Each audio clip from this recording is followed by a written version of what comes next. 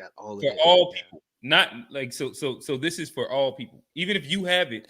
This allows. Nah, not those three things. Not those three things. No, Oh, okay. not those three things. Because I feel like for those three things, the programs that exist are just fine. Okay. What Well, is like hey, program? Q, Because like Grant, they got SNAP, or you can get food stamps for food if you don't make a certain amount of money. You can get housing if you don't make a certain amount of money. So it's like we have some services already with the taxes we pay that address some of those. I'm looking to fill gaps that I feel like aren't even being addressed. If I'm going to be giving up half, like I need Quint, more. would you give up half for that? Yeah, for sure. I don't even think that it's like a thing to really question in my. And would that mean you wouldn't be able to own your home too when we say housing? Like what is me having to own my home have it do with anything? I'm asking, would that be included when we talk about Like, would you providing still be able housing? to afford the lifestyle that you're living right now? Would you be giving able up to half? would you be able to own property, or would it just be owned by the state? Nobody's brought inside or socialism. Inside. But if you provide housing, I'm asking, is there You give still a up half, private your market buying for it? power goes down. So again, y'all two are like making two different statements. So I'm gonna address what G is saying right now. What we're talking about would be government subsidies that help people that are homeless into a way that you wouldn't have any version of like homelessness. Inside this theoretical thing, you should still be able to own your own home and land. But what you will be looking at is, some version of housing, community housing that allots each person a space, a room, its own thing. So that wouldn't impact me owning. So not like permanent housing universally. So not universal housing, just housing for the homeless specifically is what you're talking about. People that don't literally have housing. Making it the basement of America has been raised to where, like, no matter what, I think that maybe there's even inside like the Scandinavian countries, they say that they have a higher level of entrepreneurship because the people aren't scared to fail. Because of the basement is so high that failing, you're still going to be able to sustain and live. And it pushes for more entrepreneurship and whatever innovation. That's the word.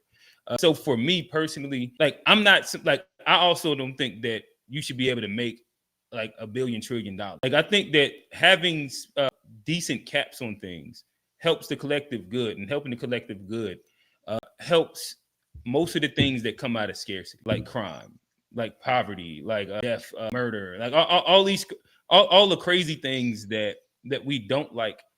If we help raise the collective basement, I think that a lot of these things are helped, not alleviated. Let me just throw a number out. According to the 2025 State of Homelessness report, about, let's just round it up, we can say 800,000 people, it's a little less than 800,000 people were experiencing homelessness on a given January night, sheltered plus unsheltered in the U.S. Okay. About 23 people per 10,000 Americans. So given that that's the percentage of individuals we're providing the housing from, that would require half of my individual salary for that percentage of individuals to find adequate housing. Well, I named three things. So if that was a part of it, yes. Okay, so housing for the homeless, housing for everybody. Not everybody. I got a question though. Like, if you're giving up half your income, wouldn't that naturally like bring down like your buying power? And like, so like, if you're able to stay in this neighborhood before you give up half, that's gonna naturally like bring down like your standard. Not if everybody's buying power gets cut in half. But you keep saying everybody, but not everybody. So the basement would be that there's no homelessness. That would include everybody in there. You can still own your own house. So, but it doesn't. But the program wouldn't pay for everybody's housing. It would just pay for housing for those who didn't afford it on their own. Correct. So then you would have less to pay for your own housing. All right. So again, John, like y'all are like literally asking different things, and like I'll answer all your questions. But like what G is asking, you're saying like, so how we want to like semanticize it? I'm saying what you're saying. Like if you're caught on the idea of me saying housing for everybody, I'm saying that the basement would be that everybody has housing, not specifically government given housing for everybody. Okay.